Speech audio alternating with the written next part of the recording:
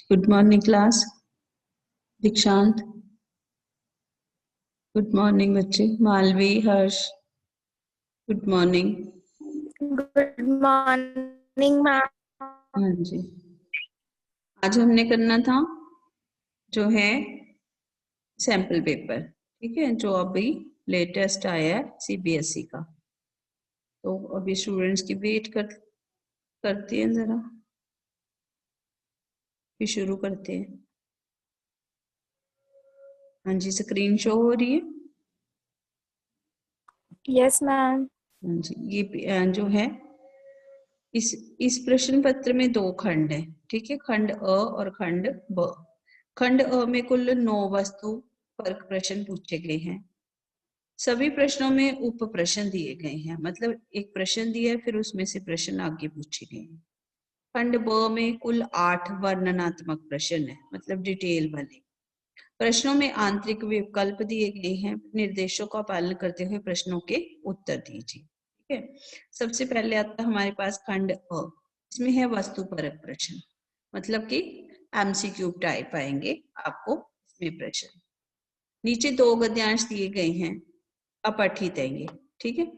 किसी एक गद्यांश को ध्यानपूर्वक पढ़िए और उस पर आधारित प्रश्नों के उत्तर दीजिए।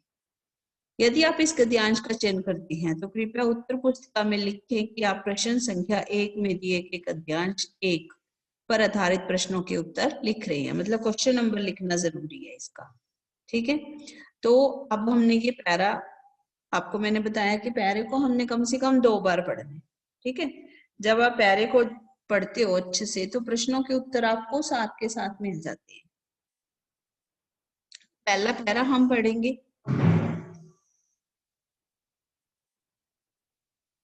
ठीक है। पहला पैरा हम पढ़ते हैं।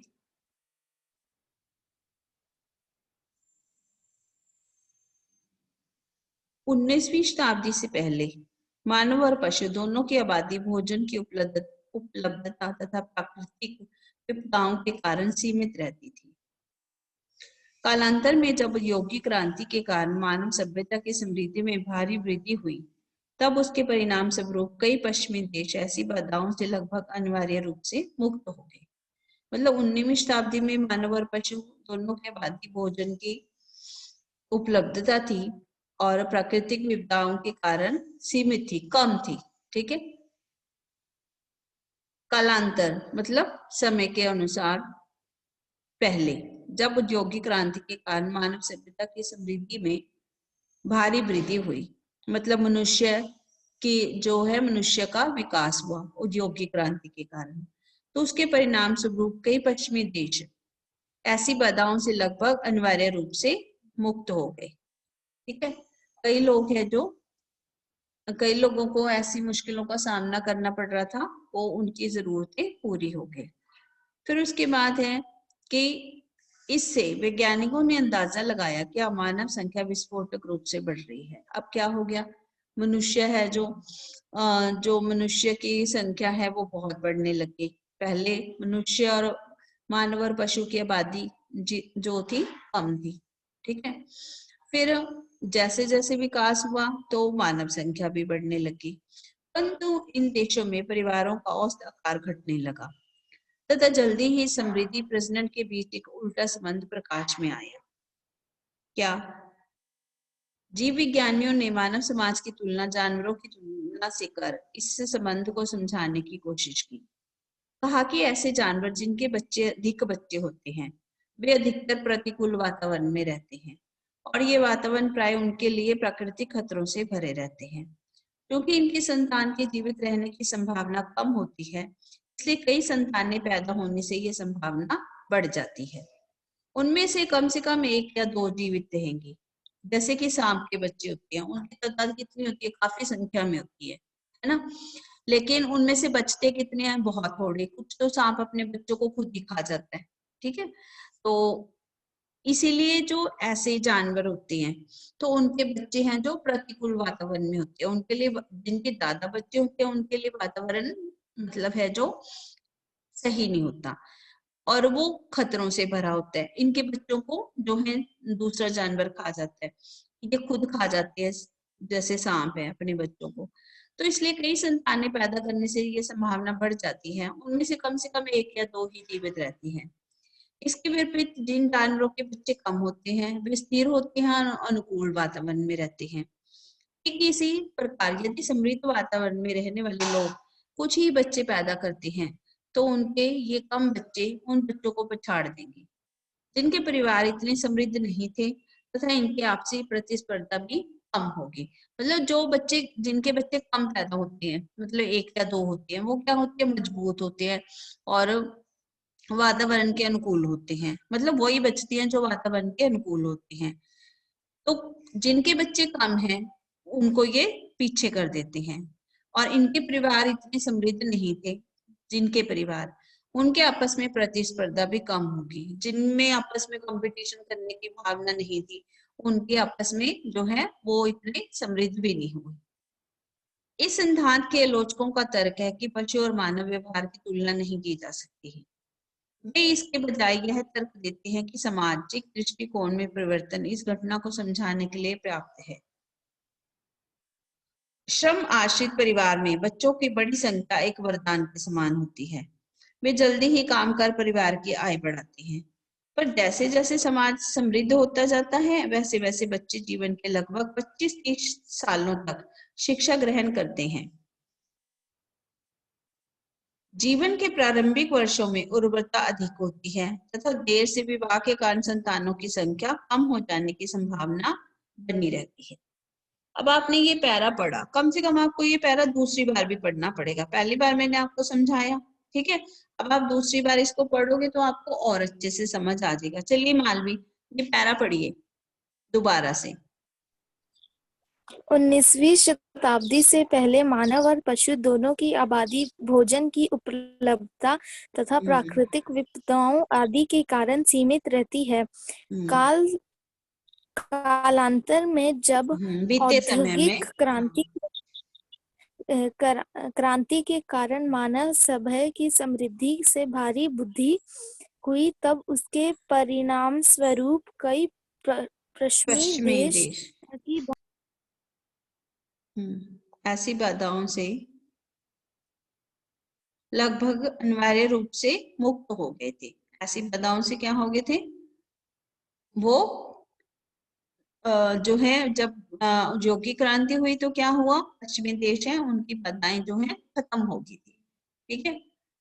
और फिर उसके बाद है कि इन देशों में परिवारों का औसत आकार घटने लग गया था और जल्दी ही समृद्धि और प्रजनन के बीच एक उल्टा संबंध स्थापित हो गया। हाँ जी मालवी, आपका डिस्कनेक्ट हो गया। यस, अब हो गया मैम, नेटवर्क प्रॉब्लम आ गई थी। हाँ जी, चलिए पढ़िए। परंतु इन देशों में परिवारों का औसत आकार घटने लगा था और जल्द ही समृद्धि और प्रजनन के बीच एक उल्टा संबंध प्रकार में आ गया था। जीव विज्ञानियों ने मानव समाज की तुलना जानवरों की दुनिया से कर इस संबंध को समझाने की कोशिश की और कहा कि ऐसे जानवर जिनके अधिक बच्चे होते हैं वे अधिकतर प्रतिकूल वातावरण में रहते हैं और ये वातावरण प्राय उनके लिए प्राकृतिक खतरों से भरे रहते हैं। चूंकि इनकी संतानों के जीवित रहने की संभावना कम होती है, इसलिए कई संतानों पैदा करने से यह संभावना बढ़ जाती है कि उनमें से कम 1 या 2 जीवित रह पाएंगी। इसके विपरीत जिन जानवरों के बच्चे कम होते हैं वे स्थिर और अनुकूल रहते हैं। जिनके बच्चे कम हैं वो स्थिर रहेंगे, उनमें जीवन भी रहेगा, मजबूती भी आएगी। ठीक इसी प्रकार यदि समृद्ध वातावरण में रहने वाले लोग केवल कुछ ही बच्चे पैदा करते हैं तो उनके ये कम बच्चे उन बच्चों को पछाड़ देंगे जिनके परिवार इतने समृद्ध नहीं है। मतलब जिनके परिवारों में इतनी समृद्धि नहीं है, ताकत नहीं है, बल नहीं है, उनको ये पीछे छोड़ देंगे। और तथा इनकी आपस की प्रतिस्पर्धा भी कम हो जाएगी। प्रतिस्पर्धा क्या होता है, आपस का जो मुकाबला है वो भी कम हो जाएगा। हाँ जी, आगे बढ़ो। इस सिद्धांत के आलोचकों का तर्क है कि पशु और मानव व्यवहार की तुलना नहीं की जा सकती, वह इसके बजाय यह तर्क देते हैं कि सामाजिक दृष्टिकोण में परिवर्तन इस घटना को समझाने के लिए पर्याप्त है। श्रम आश्रित परिवारों में बच्चों की बड़ी संख्या एक वरदान में सम्मान होती है। वे जल्दी काम कर परिवार की आय बढ़ाते हैं। जैसे जैसे समाज समृद्ध हो जाता है, वैसे वैसे बच्चे जीवन के लगभग पहले 25-30 सालों तक शिक्षा ग्रहण करते हैं। जीवन के प्रारंभिक प्रारंभिक वर्षों में में उर्वरता उर्वरता उपजाऊ अधिक होती है तथा देर से विवाह के कारण संतानों की संख्या कम हो जाने की संभावना बनी रहती है। हाँ, इसमें कि जिन्होंने इसकी आलोचना करी इस सिद्धांत की कि जिनके बच्चे अधिक होते हैं उनका वातावरण सही नहीं होता, ठीक है। तो जिन आलोचकों ने इसकी आलोचना की, उन्होंने कहा कि मानव और पशु के व्यवहार की तुलना नहीं की जा सकती। मानवों का व्यवहार अलग है और पशुओं का व्यवहार अलग है। अब हम करते हैं इसके प्रश्न उत्तर।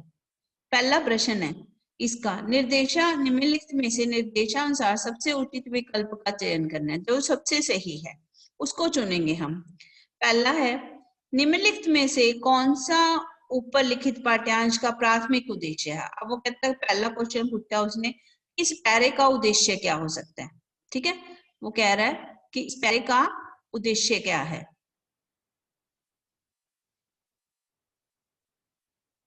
हाँ जी, पहला प्रश्न इसने दिया कि इसका कौन सा ऊपर लिखित पाठ्यांश का प्राथमिक उद्देश्य है। सबसे पहला उद्देश्य क्या है, मानव परिवार के आकार के संबंध में उसके उस स्पष्टीकरण की आलोचना जो पूरी तरह से जानवरों की दुनिया से ली गई टिप्पणियों पर आधारित है। औद्योगिक क्रांति के बाद अपेक्षित जनसंख्या विस्फोट ना होने के कारणों की विवेचना, ठीक है। और तीसरा इसने दिया है, औद्योगिक क्रांति से पहले और बाद में पर्यावरण प्रतिबंधों और सामाजिक दृष्टिकोण से परिवारों का आकार कैसे प्रभावित हुआ का अंतर संबंध दर्शाना, ठीक है। फिर है कि परिवार का आकार बढ़ी हुई समृद्धि के साथ घटता है। इस तथ्य को समझाने के लिए दो वैकल्पिक सिद्धांत प्रस्तुत करना। अब इसमें से कौन सा सही है, बी इनमें से विकल्प कौन सा सही है, कि उसने जो है स्पष्टीकरण दिया कि जानवरों की दुनिया से ली गई टिप्पणियां हैं ये, ठीक है।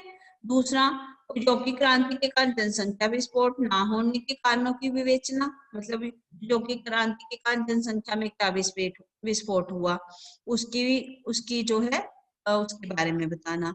तीसरा उसने बताया कि औद्योगिक क्रांति से पहले और बाद में जो है सामाजिक और पर्यावरण दृष्टिकोण है जो उससे परिवार कैसे प्रभावित हुए, उनका अंतर संबंध दर्शाना। तो परिवार, अगला है परिवार का आकार बढ़ी हुई समृद्धि के साथ घटता है, ठीक है। इस तथ्य को समझाने के लिए दो वैकल्पिक सिद्धांत प्रस्तुत करना। आपको क्या लगता है दीक्षांत, कौन सा होगा इसमें से आंसर? दीक्षांत, यस मैम। कौन सा उत्तर हो सकता है इन चारों में से? हाँ जी बताइए, आपको कौन सा लगता है, बताइए। एक मिनट रीड कर लो।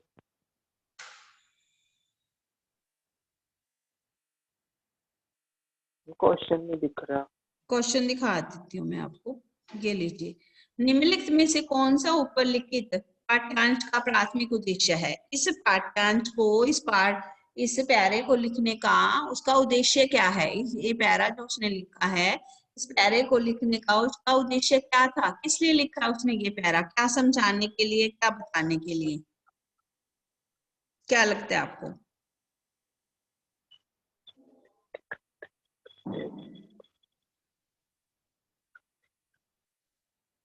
बोलिए। देखो इसमें उत्तर यहाँ से हमें पता चलेगा। हाँ बोलो, हाँ बोलो पहले। थर्ड वाला थर्ड लग रहा है, थर्ड में क्या चीज है देखते हैं हम। औद्योगिक क्रांति से पहले और बाद में पर्यावरण प्रतिबंधों और सामाजिक दृष्टिकोण से परिवार का आकार कैसे प्रभावित हुआ उसका अंतर संबंध दर्शाना। बिल्कुल सही है, क्योंकि इसमें यही बताया है, ये देखो कि जीव विज्ञानियों ने मानव समाज की तुलना करके इस संबंध को समझाने की कोशिश की है कि ऐसे जानवर जिनके अधिक बच्चे होते हैं उनका प्रतिकूल वातावरण होता है, और जिनके बच्चे जो हैं कम होते हैं उनके लिए वातावरण कैसा होता है, अनुकूल होता है। तो ये इनका अंतर संबंध दर्शाना, इसके लिए ये तीसरा विकल्प बिल्कुल सही है। ठीक है, चलिए नेक्स्ट क्वेश्चन पढ़ते हैं। पाठ्यांश के अनुसार निम्नलिखित में से कौन सा जनसंख्या विस्फोट के विषय में सत्य है? जनसंख्या विस्फोट क्यों हुआ? पश्चिमी देशों में यह इसलिए नहीं हुआ क्योंकि यौगिकरण से प्राप्त समृद्ध परिवारों ने बच्चों की शिक्षा की विस्तारित अवधि को वहन करने का सामर्थ्य प्रदान किया था। यह घटना विश्व के उन क्षेत्रों तक सीमित है जहां यौगिक क्रांति नहीं हुई। श्रम आधारित अर्थव्यवस्था में केवल योग के आधार पर ही परिवार का आकार निर्भर करता है और इसकी भविष्यवाणी पश्चिमी देशों में यौगिक क्रांति के समय कुछ जीवित कुछ लोगों द्वारा की गई थी। अब प्रश्न क्या है कि कौन सा जनसंख्या विस्फोट के विषय में सत्य है? क्या सत्य है? जनसंख्या विस्फोट क्यों हुआ था? ये देखिए इसमें ऊपर जनसंख्या विस्फोट के कारण क्या बताया उसने, किस लिए हुआ जनसंख्या विस्फोट? जब औद्योगिक क्रांति हुई तो मानव सभ्यता में वृद्धि हुई, तो उसके बाद क्या हो गया, जब सभी इनकी बाधाएं खत्म होगी तो क्या हो गया, मानव विस्फोट, तो जनसंख्या विस्फोट हुआ। अब इसका उत्तर किसमें है कि औद्योगिक क्रांति के कारण।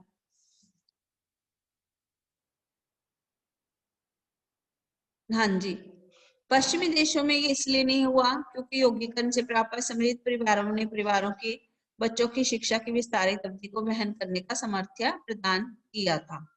ठीक है, और ये घटना विश्व के उन क्षेत्रों तक सीमित हुई यहाँ यौगिक क्रांति नहीं हुई। श्रम आधारित व्यवस्था में केवल योग के आधार पर ही परिवार का आकार निर्भर करता है। हाँ जी, इनकी इस भविष्यवाणी पश्चिमी देशों में यौगिक क्रांति के समय कुछ जीवित लोगों द्वारा की गई। हाँ जी मालवी, कौन सा लग रहा है आपको इसमें से? अब मैंने क्वेश्चन भी समझाया और आंसर भी, बताइए।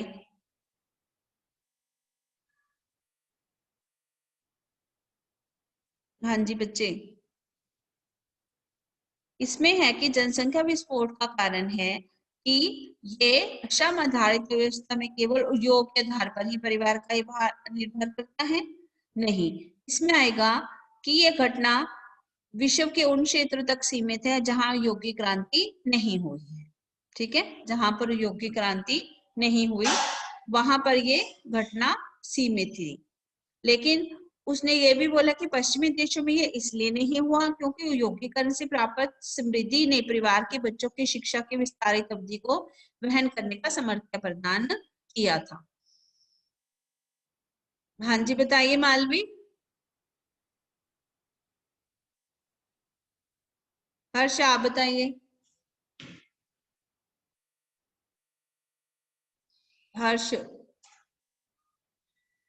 Yes ma'am. हाँ जी बताओ, इनमें से कौन सा जो है जनसंख्या विस्फोट के विषय में सत्य है, फर्स्ट या थर्ड? एक सेकेंड मैम। Third ma'am. हाँ जी, थर्ड। हाँ थर्ड। ये जब उद्योग अर्थव्यवस्था बढ़ती है उस पर ही परिवार का आकार निर्भर करता है। चलिए नेक्स्ट करती है। अंतिम अनुच्छेद निम्नलिखित में से कौन सा कार्य करता है? यह पहले अनुच्छेद में वर्णित घटना के लिए वैकल्पिक स्पष्टीकरण प्रस्तुत करता है। दूसरा अनुच्छेद प्रस्तुत स्पष्टीकरण की आलोचना करता है। यह वर्णन करता है कि समाज के समृद्ध होने के साथ सामाजिक दृष्टिकोण कैसे बदलता है। ठीक है, और चौथा बताता है यह दूसरे अनुच्छेद में प्रस्तुत घटना की व्याख्या करता है। अंतिम अनुच्छेद में हमने क्या पढ़ा? ये पढ़ा कि इसमें पशु और मानव के व्यवहार की तुलना की जा सकती है, मतलब पशु और मानव का व्यवहार एक जैसा नहीं है। ठीक है, उसकी तुलना नहीं कर सकते, जो जानवरों में होता है वो मनुष्यों में नहीं होता। तो इसलिए वे इसके बजाय यह तर्क देते हैं कि सामाजिक दृष्टिकोण में परिवर्तन इस घटना को समझाने के लिए पर्याप्त नहीं है। तो वो कह रहे हैं कि जो ये दृष्टिकोण दिया गया है ये मनुष्य और पशुओं की तुलना इसमें नहीं की जा सकती, मनुष्य और पशु की तुलना नहीं की जा सकती। इसलिए यह घटना समझाने के लिए यह दृष्टिकोण, यह जो उसके विचार हैं, पर्याप्त नहीं है। ठीक है, तो इसमें आंसर आएगा, आप बताइए। अब हम देखते हैं इसका आंसर। पहले अनुच्छेद में वर्णित घटना है जो एक वैकल्पिक स्पष्टीकरण प्रस्तुत करती है, दूसरे अनुच्छेद में प्रस्तुत स्पष्टीकरण की आलोचना है। यह वर्णन करता है कि समाज के समृद्ध होने के साथ सामाजिक दृष्टिकोण कैसे बदलता है। दूसरे अनुच्छेद में प्रस्तुत घटना की व्याख्या है। तो ये क्या करता है, पहले अनुच्छेद में वर्णित घटना के लिए एक वैकल्पिक स्पष्टीकरण प्रस्तुत करता है। इसका क्या आएगा, फर्स्ट। क्या आएगा इसका आंसर, फर्स्ट। ठीक है, चलिए नेक्स्ट पढ़ते हैं। पाठ्यांश में निम्नलिखित में से किसका उल्लेख औद्योगिक देशों में औसत परिवार का आकार हाल ही में गिरने के एक संभावित कारण के रूप में नहीं किया गया है। पाठ्यांश में निम्नलिखित में से किसका उल्लेख औद्योगिक देशों में औसत परिवार का आकार हाल ही में गिरने के एक संभावित कारण के रूप में नहीं किया गया है। शिक्षा की विस्तारित वृद्धि अवधि, पहले की अपेक्षा देरी से विवाह, बदला हुआ सामाजिक दृष्टिकोण, औद्योगिक अर्थव्यवस्था में मजदूरों की बढ़ती मांग। ये वाला फोर्थ पॉइंट डिस्कस नहीं किया गया इस पैरे में। ठीक है, नेक्स्ट है अगला। पाठ्यांश में दी गई कौन सी जानकारी बताती है कि निम्नलिखित में से किस जानवर के कई बच्चे होने की संभावना है। किसकी जो है ज्यादा बच्चे होने की संभावना होती है। एक विशाल शाकाहारी जो घास के मैदानों में रहता है, अपनी संतानों की भरसक सुरक्षा करता है। एक सर्वभक्षी जिसकी आबादी कई छोटे द्वीपों तक सीमित है, जिसे मानव अतिक्रमण से खतरा है। एक मांसाहारी जिसका कोई प्राकृतिक शिकारी नहीं है, लेकिन उसे भोजन की आपूर्ति बनाए रखने के लिए लंबी दूरी तय करनी पड़ती है। एक ऐसा जीव जो मैदानों और झीलों में कई प्राणियों का शिकार बनता है। मतलब किस जानवर के कई बच्चे होने की संभावना की गई है, मतलब कि जो मैदानों और झीलों में कई प्राणियों का शिकार बन जाता है, ऐसा। ठीक है,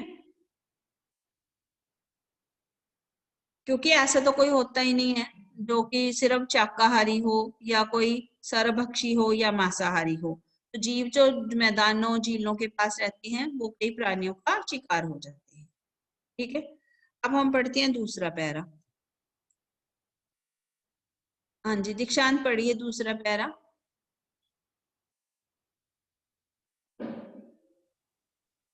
विज्ञान शिक्षक के पक्षधरों ने कल्पना की थी कि शिक्षा में इसकी शुरुआत पारंपरिकता, कृत्रिमता होता है बनावटी, हाँ, और पिछड़ेपन को दूर करेगी। यह सोच पुराने समय से चली आ रही है। तथ्य प्रचुर पाठचार्य, जिसके अंतर्गत आलोचना, चुनौती, सृजनात्मकता,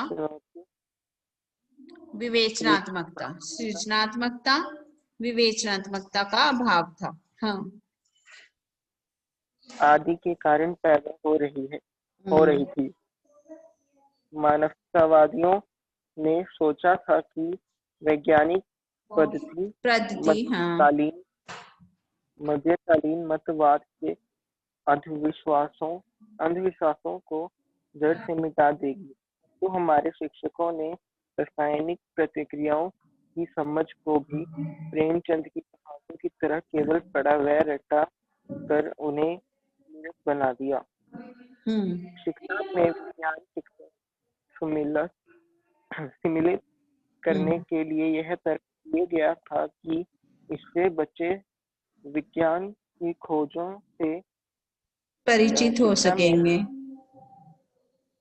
हो सकेंगे तथा अपने वास्तविक जीवन में घटनाओं के बारे में कुछ सीख सकेंगे। हाँ, वे वैज्ञानिक स्थिति का अध्ययन कर तार्किक रूप से कैसे सोचना है, वे कौशल में परंपरागत होंगे। इन उद्देश्यों में से केवल पहले ही में एक सीमित सफलता मिली है। हाँ जी, पहले इतना पढ़ते हैं, रुको। विज्ञान शिक्षण के पक्षधरों ने कल्पना की थी कि शिक्षा में इसकी शुरुआत पारंपरिकता, कृत्रिमता, पिछड़ेपन को दूर कर देगी। यह सोच पुराने समय से चली आ रही है। तथ्य प्रचुर पाठ्यचर्या, जिसके अंतर्गत आलोचना, चुनौती, सृजनात्मकता, विवेचनात्मकता का भाव था आदि के कारण पैदा हो रही थी।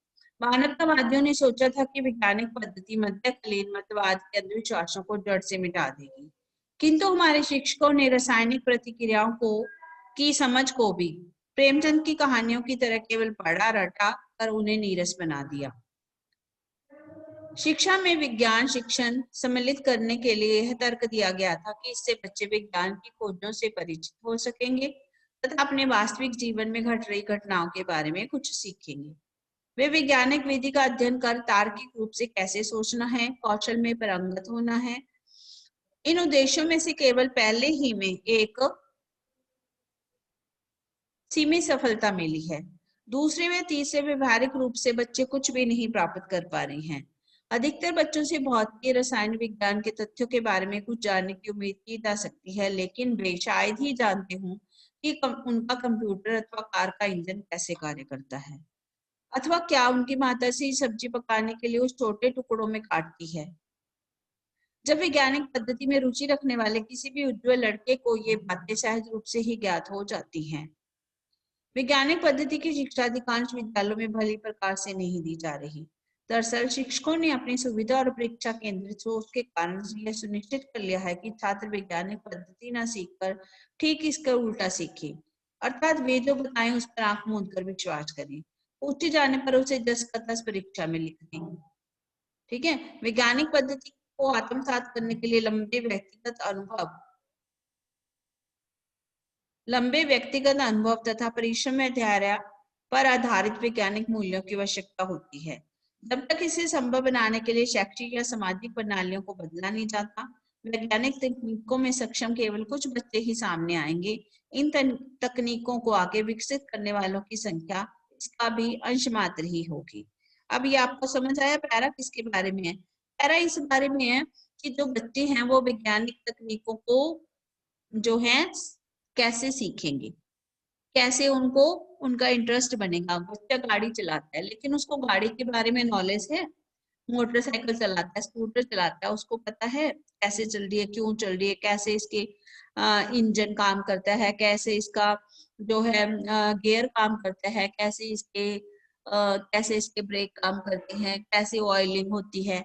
तो इस चीज की जो है नॉलेज उसको है नहीं। मोटरसाइकिल चला रहा है, गाड़ी चला रहा है, इंजन चला रहा है, कोई भी साइंस का इंस्ट्रूमेंट, पंखा चला रहा है, कोई भी प्रेस चला रहा है, घर के जो मिक्सी गीजर है वो चला रहा है, उसके बारे में बच्चों को नॉलेज नहीं है। तो ना ही जो शिक्षक है वो उसको नॉलेज दे रहा है प्रॉपर, वो सिर्फ बुक से पढ़ रहा है और उसी बुक्स को जस का तस उसमें जो है लिख देता है। ये है विज्ञान शिक्षण के पक्षधर हैं जब वो कहते हैं कि पारंपरिक बनावटी और पिछड़ेपन को यह दूर करेगी। उन्होंने सोचा था जो विज्ञान शिक्षण है उसको सम्मिलित किया गया था इसलिए कि जो बच्चे हैं वो ये सीखेंगे कि जो जीवन में वास्तविक जीवन में घटनाएं घट रही हैं वो कैसी हैं, और वैज्ञानिक विधि का अध्ययन मतलब कि तार्किक रूप से अपने दिमाग से चैलेंजिंग रूप से सोचेंगे और कौशल में, और उनको ये सब करना भी आ जाएगा। लेकिन उन्होंने क्या किया, जैसे शिक्षकों ने रासायनिक प्रतिक्रियाओं को क्या किया, सिर्फ प्रेमचंद की कहानियों की तरह पढ़ाया रटाया और उन्हें नीरस बना दिया, मतलब उनको बुक्स में ही रहने दिया। फिर वो कहते हैं कि दूसरे और तीसरे व्यवहारिक रूप से जो कुछ बच्चे मतलब फर्स्ट स्टेप तक चले जाते हैं, चलाना सीख लिया उसको, ठीक है, लेकिन उसके बारे में नॉलेज है नहीं कि कैसे काम करता है, कहाँ से इंजन है, कितनी पावर है, ठीक है। तो दूसरे और तीसरे चरण तक तो बच्चे कुछ भी नहीं सीख पाते। ऐसे ही भौतिकी और रसायन विज्ञान जो आप पढ़ते हो ना, बायो और केमिस्ट्री, उसके बारे में कुछ जानने की उम्मीद की जा सकती है, लेकिन शायद ही जानते होंगे कि उनका कंप्यूटर और कार का इंजन कैसे काम करता है, और उनकी माताजी जो सब्जी बनाती है वो पूरी की पूरी लौकी क्यों नहीं कुकर में चढ़ा देती, उसके छोटे छोटे टुकड़े क्यों काटती है। तो जो वैज्ञानिक पद्धति में रुचि रखते हैं बच्चे वो ही सिर्फ इसको सीख पाते हैं। अधिकांश विद्यालयों में तो इसकी शिक्षा भली प्रकार से दी नहीं जाती, क्योंकि उनकी जो टीचरों जो है शिक्षक हैं वो अपनी सुविधा और परीक्षा केंद्र सोच पर ही जो है सुनिश्चित कर लेते हैं अपनी सोच, और उतना ही वो बच्चों को सिखा पाते हैं। अर्थात वे जो बताएं बच्चे उस पर आंख मूंद कर विश्वास कर लें और पूछे जाने पर जस का तस परीक्षा में लिख दें। वैज्ञानिक पद्धति को आत्मसात करने के लिए, समझने के लिए लंबे व्यक्तिगत अनुभव, परिश्रम और धैर्य पर आधारित वैज्ञानिक मूल्यों की आवश्यकता है। मतलब उसको सीखने के लिए इंटरेस्ट भी होना चाहिए, लगन भी होना चाहिए, ठीक है, मेहनत भी होनी चाहिए। जब तक वे इसे संभव बनाने के लिए शैक्षिक और सामाजिक प्रणालियों को बदलेंगे नहीं, तो वैज्ञानिक तकनीकों को समझने के लिए कुछ बच्चे ही सामने आएंगे, और इस तकनीकों को आगे विकसित करने वालों की संख्या भी जो है पंचमात्र ही है, ठीक है। मतलब कि ना वो बच्चे हैं और ना वो टीचर है, ठीक है। अब इस पैरे को हम कल करेंगे। अब आपने ये जो फर्स्ट पैरा किया है उसके आपने प्रश्नों के उत्तर लिख करके मुझे भेजने हैं। पूरा सैंपल पेपर आपने कॉपी में सॉल्व करना है पूरा, ठीक है। हाँ जी। अब दूसरा पैरा है जो इसके प्रश्न उत्तर हम जो है कल करेंगे। अब आपको ये पैरा समझ आना सबसे जरूरी है।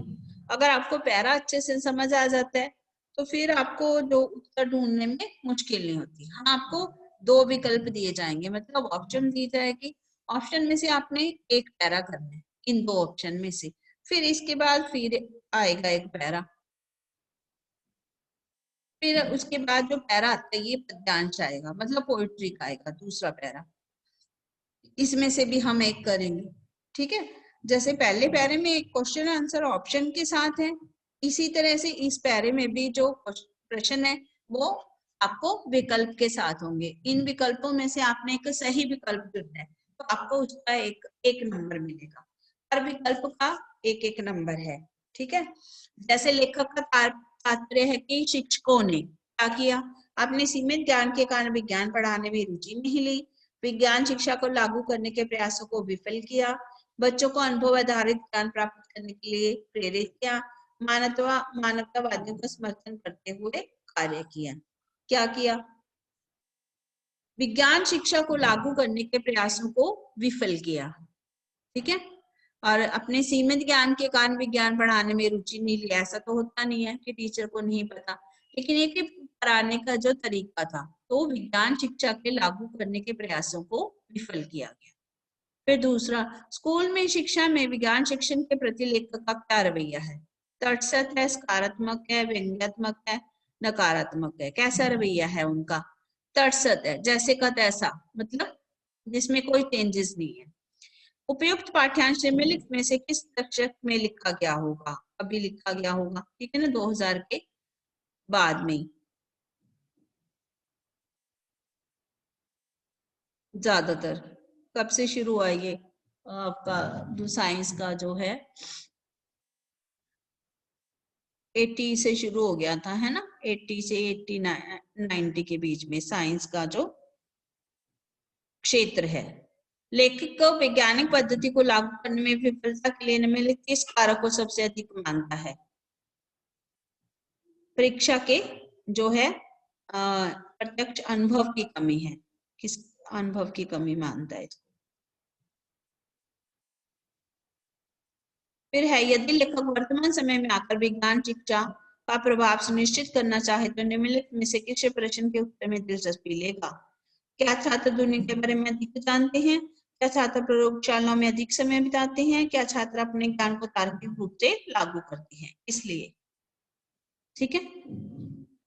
हाँ जी, तो ये हो गया आपके पैराग्राफ। अब हम कल आगे करेंगे इसकी poetry section. Good afternoon class.